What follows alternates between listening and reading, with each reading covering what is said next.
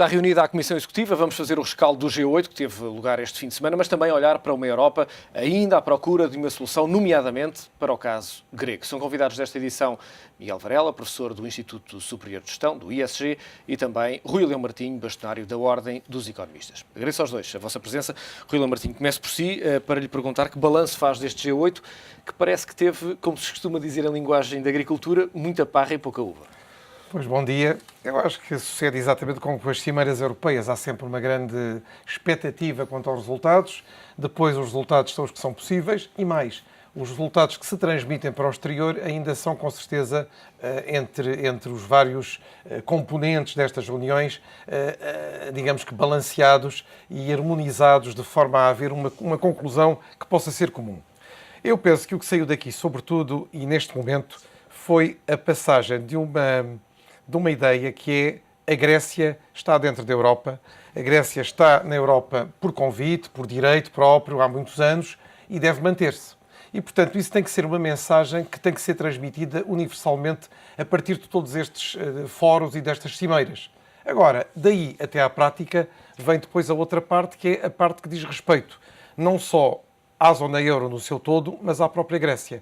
E aí não sei, efetivamente, se este desejo expresso hoje na cimeira do G8 e se este desejo que já foi expresso por outro tipo de fóruns, como dizíamos atrás, de caráter europeu e de caráter grupal, se vai manter, porque a própria Grécia parece estar, neste momento, hesitante entre continuar na zona euro e com o euro e, ao mesmo tempo, repudiar as medidas que o BCE, a União Europeia e o Fundo Monetário lhe querem, digamos que, impor.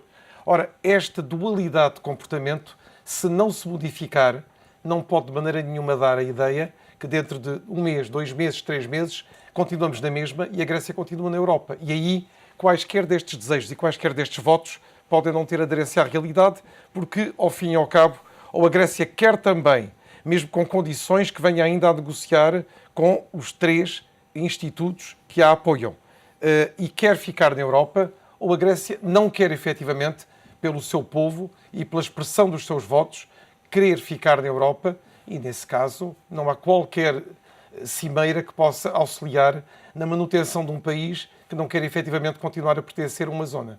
Miguel, como é que olha para este encontro dos grandes líderes mundiais sem que tivesse chegado, de facto, a conclusões muito concretas?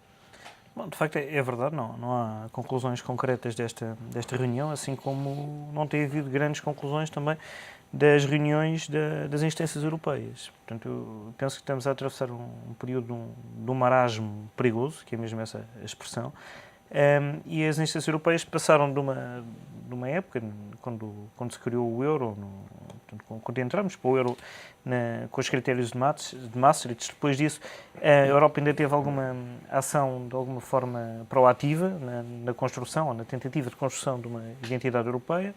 Depois passou a ser reativa, a navegar quase por cabotagem em relação àquilo que ia sucedendo, e neste momento está a ser passiva, que é o mais grave de tudo. Quer dizer, não há propostas, não há sequer reações, e parece que estamos todos à espera do que é que isto vai dar. Não é? Portanto, e de facto, neste momento, os mercados têm reagido também nesta lógica, e estamos todos dependentes daquilo que serão as eleições na Grécia, a repetição das eleições na Grécia.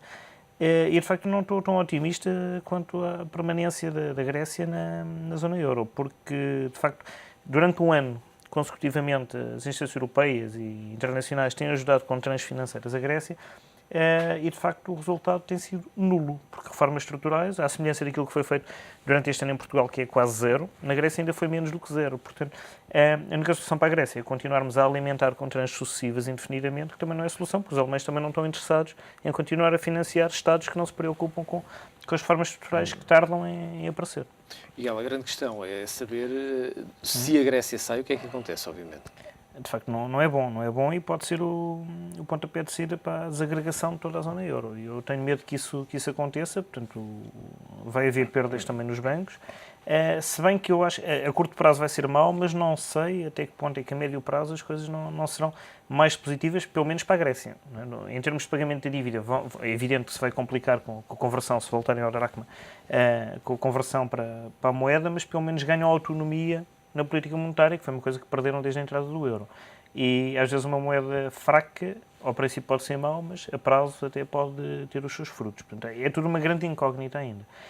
Mas pode ser o pontapé de saída, porque se a Grécia sai, há muitos que se podem seguir, não é? Nomeadamente a Espanha, Portugal, a Irlanda, a Bélgica. Não é? Portanto, muitos interessados nisso, se calhar. Rui Martinho, hoje terá lugar uma reunião entre o Ministro das Finanças francês e o Ministro das Finanças alemão. Durante esta semana, dia 23, terá lugar mais uma cimeira. Há possibilidade de, ao longo destes dias, e estamos a aproximar-nos rapidamente para o dia 17 de junho, dia de eleições na Grécia, haver uma solução negociada entre a França e a Alemanha que permita, de facto, também apresentar uma solução diferente ao povo grego?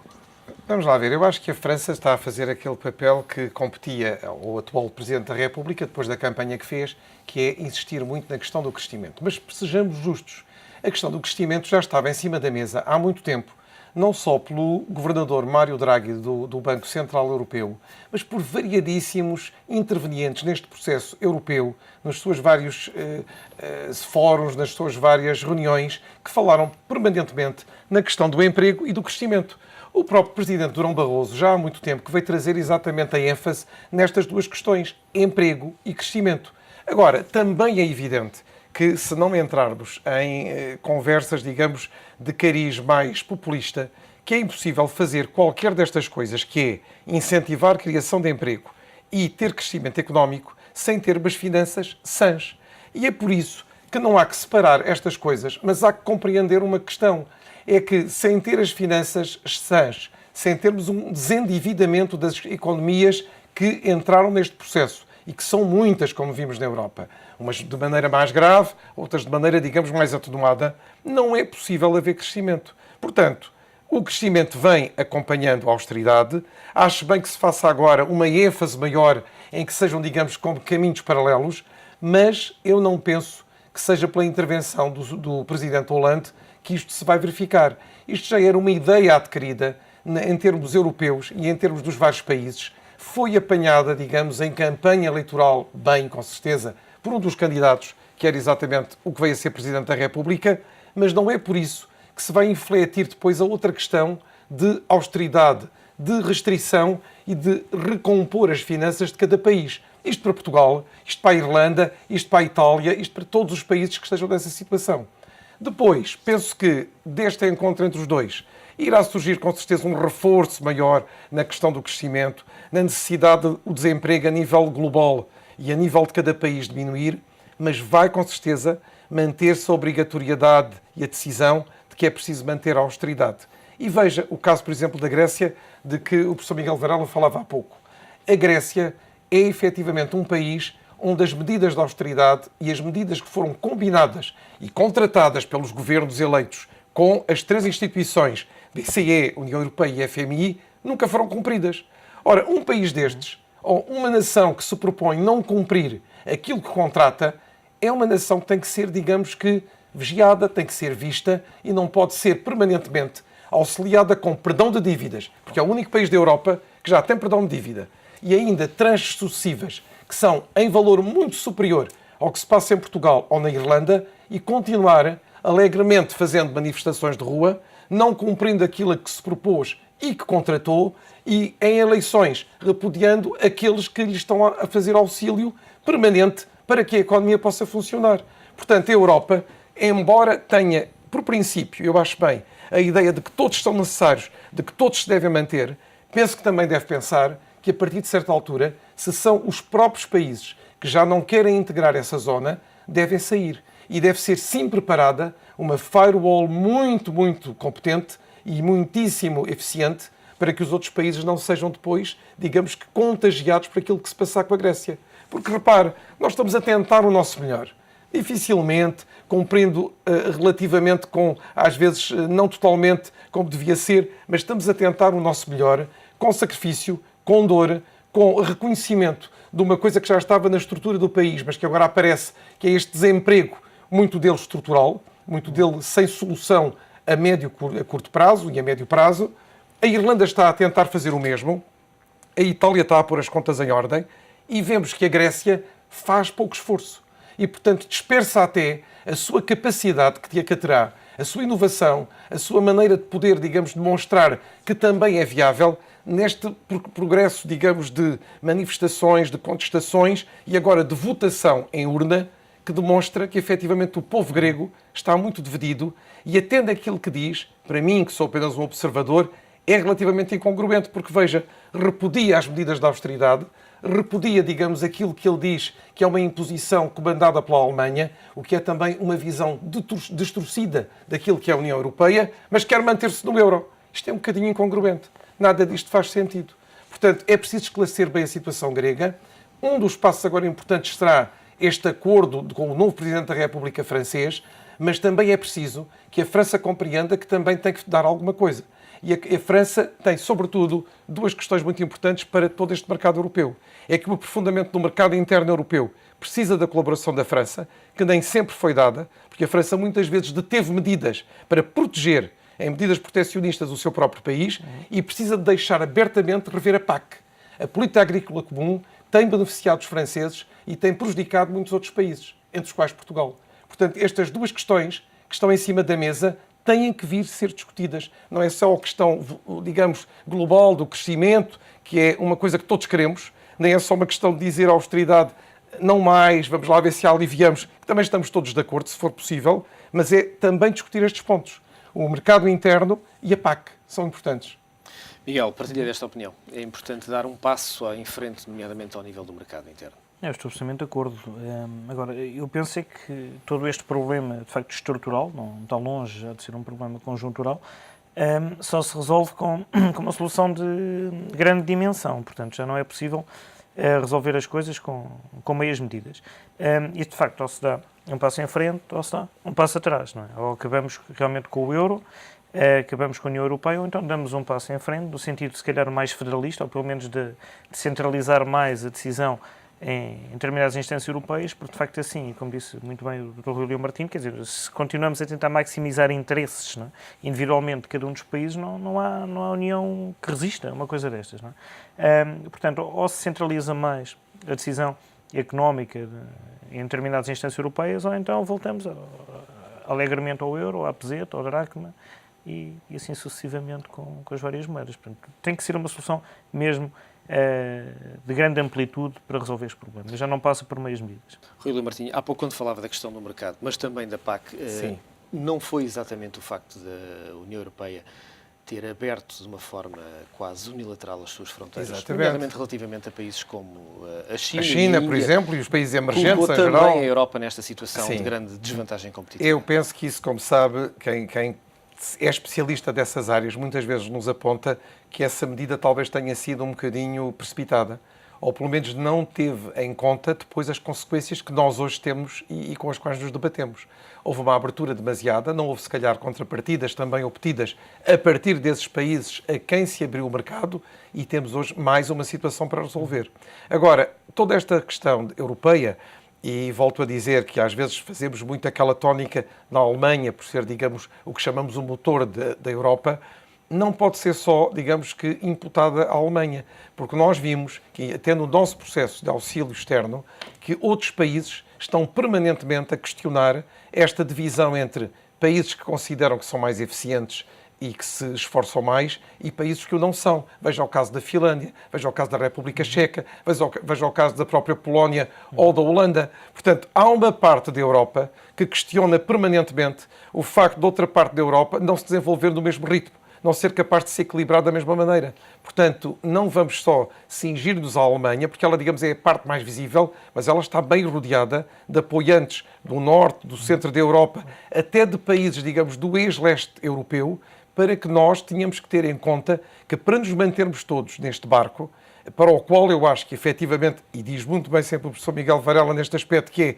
não podemos ter medo à palavra federalismo, porque nós caminhamos para lá. E só ele é que pode dar alguma unidade a tudo isto, com um orçamento exatamente europeu, com autoridades europeias, com um Parlamento Europeu eficiente, que nós façamos votação em cada país, mas que nos represente e que tenha diálogo com os vários países permanentemente, e, portanto, caminhando a par e passo para o tal mercado único, com harmonização fiscal depois também no horizonte. Tudo isto é, digamos que, a concretização do tal sonho europeu, da tal utopia do sonho europeu. Se assim não for, nós vemos que estas medidas avulsas agora para um país, agora para outro, são insuficientes. Porque já vimos que de maneira nenhuma conseguimos voltar a reganhar a tal credibilidade e a tal confiança dos mercados, que por mais que queiramos diminuir, digamos, no seu valor, são eles que efetivamente determinam a maneira como tudo se desenvolve nestes grandes continentes. Os países da Ásia, os Estados Unidos da América, os países europeus e o resto do mundo. Portanto... Mas também é verdade que quando Portugal e a Espanha, nomeadamente, entraram na então CEE, Sim. foram beneficiários de grandes volumes de fundos de coesão, Sim. exatamente para aproximar estes dois países daquilo que era a média europeia, e esse esforço falhou redondamente. Pois, eu já tenho aqui falado, e lembra-se consigo, neste seu programa, que os países que tiveram grande volume de fundos de coesão envolvidos, ainda hoje são os países que têm dificuldades. O que é que significa? Em primeiro lugar, significa que esses países, efetivamente, mesmo com regimes políticos diferenciados, já se via do passado, estavam muito longe dos países mais desenvolvidos da Europa e que os fundos de coesão não foram suficientes, por dois motivos. Ou porque talvez tenha havido alguma ineficiência, ou porque talvez não tenham sido aplicados na totalidade ou parcialmente como deve ser, ou porque se calhar era outro tipo de auxílio mais que esses países necessitavam. É todo este naipe de países, e a Irlanda também, que tiveram fundos de coesão, que hoje, mal há uma crise profunda como esta reaparecem com toda a sua diferenciação em relação ao resto. Eu coloco-lhe esta pergunta porque, neste caso, em que há de facto alguma ineficiência na utilização destes fundos, Sim. que se passa exatamente o mesmo quando um governo federal transfere fundos Sim. para aquilo que são as periferias, o federalismo não resolveria estas situações. Não resolveria, mas teria, vamos lá ver. Isto é o que se passa, em termos gerais, com países que são, digamos, Estados federais. Sabe que a própria Suíça, a Alemanha, mas cada um tem o seu modelo. Eu não vou dizer que esse seria o modelo. Mas há um controle muito maior. Ou seja, como há uma centralização e um conhecimento que é, digamos, dado a um órgão central de tudo o que são custos, de tudo o que são receitas, de tudo o que são as expectativas relativamente a um determinado período, a um determinado exercício, é mais fácil a nível global logo ter a capacidade de intervir no início. Ora, o que se passa neste momento, por exemplo, com fundos de coesão, é que se vem ver a sua aplicação só depois deles terem sido concedidos. E eu penso que quando falamos na tal caminhada para uma união mais profunda, ou para o federalismo, se quiserem, em última instância, estamos a pensar que são elementos que são coordenados a partir do centro, mas ex ante, logo que são recebidos. E, portanto, há uma ideia de que logo de princípio se podem contrariar ou alterar certas políticas. Miguel, partilha desta opinião. Partilho e permita-me que complemente as observações do Dr. Rúlio Martinho. De facto, há aqui uma questão também muito importante, que é o nível da uniformização dos instrumentos. Porque neste momento, a nível fiscal, as políticas são completamente diferenciadas de Estado para Estado. E havendo uma política... Nos Estados federais com alguma dimensão isso acontece. Nos Estados Unidos acontece, no Brasil Claro, mas acontece. é muito mais homogéneo do que é na Europa. Por exemplo, temos um imposto europeu, o IVA, não é, que tem taxas com uma disparidade enorme. Não é? Por exemplo, aqui nem é preciso ir mais longe. Vamos aqui ao lado da Espanha, que aqui na fronteira, num espaço de 100 metros, não é? O IVA é completamente diferente. E veja o que acontece ao comércio ali junto à zona fronteiriça para a Espanha. Quer dizer, não, está a morrer, não é? Desde os postos de abastecimento de combustível, tudo aquilo que são superfícies comerciais fecham, porque ao lado é mais barato. É um país também em crise. Portanto, eu defendo absolutamente que deve haver uma uniformização fiscal, um orçamento europeu para eliminar exatamente os problemas de periferia. Não é? Portanto, não deve haver de facto esta margem que os governos têm para poder mexer à vontade nos respectivos orçamentos. E é uma maneira de ter de controlar também os déficits orçamentais, a própria dívida pública, o endividamento. Portanto, eu penso que estamos exatamente na altura de decidir. Ou vamos em frente a caminho do federalismo, ou voltamos mesmo atrás e voltamos à Europa dos anos 80. Miguel, uma das soluções que tem estado em cima da mesa depois de terem sido tão criticadas as Eurobonds tem que ver com as Project Bonds, no sentido de relançar aquilo que seria um crescimento na Europa, nomeadamente através de algumas obras financiadas pelo orçamento público, orçamento comunitário. Parece-lhe que é uma solução para poder permitir esse avanço num passo intermédio desse federalismo? Absolutamente, absolutamente. É um primeiro passo para, exatamente, havendo uma dívida europeia, não é? Já começa a haver uma lógica, não é, de gestão europeia ao nível também dos vários instrumentos orçamentais. Já existe um instrumento monetário que é o próprio euro, que não funciona, e estamos a ver que não funciona.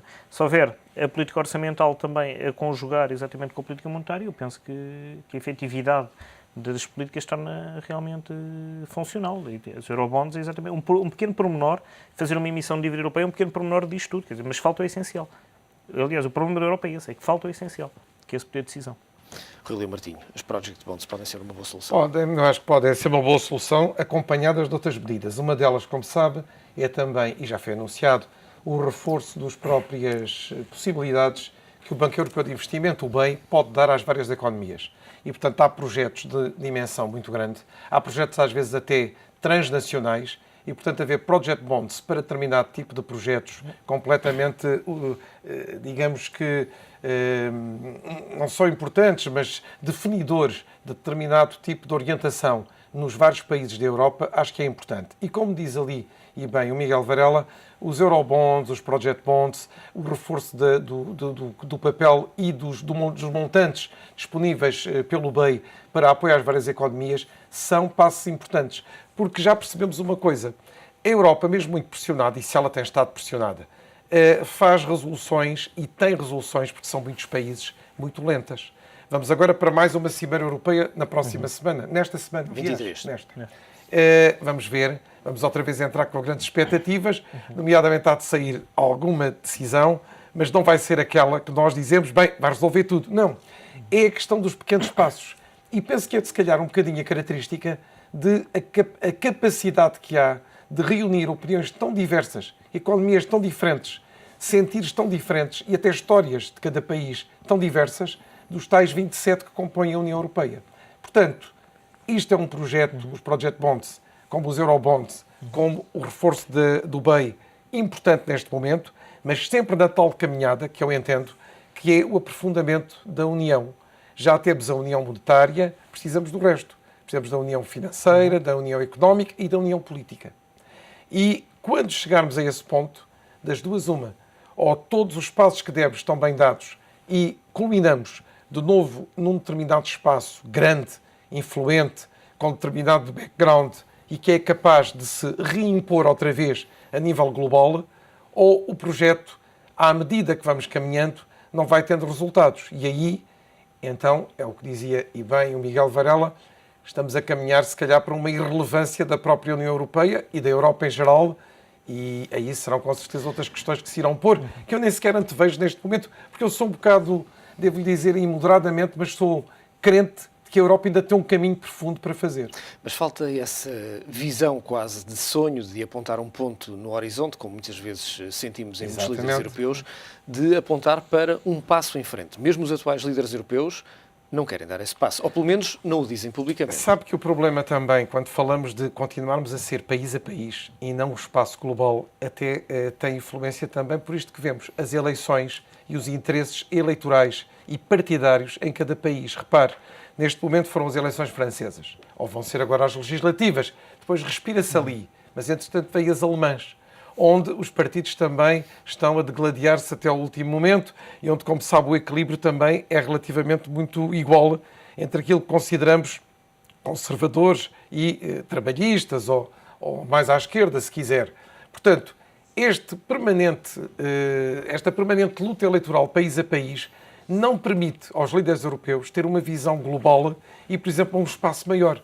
Porque eu, assim como para os países, eu também acho que para uma União Europeia, se viermos para esse consenso de nos irmos unindo, de nos irmos federando, as eleições deviam se distanciar e deviam dar um período longo de trabalho, no mínimo de 5 anos. Rui Leo Martinho, Miguel Varela, vamos continuar certamente a acompanhar este fascinante tema que é a Europa nas próximas semanas. A Comissão Executiva fica por aqui. Aproveite este dia.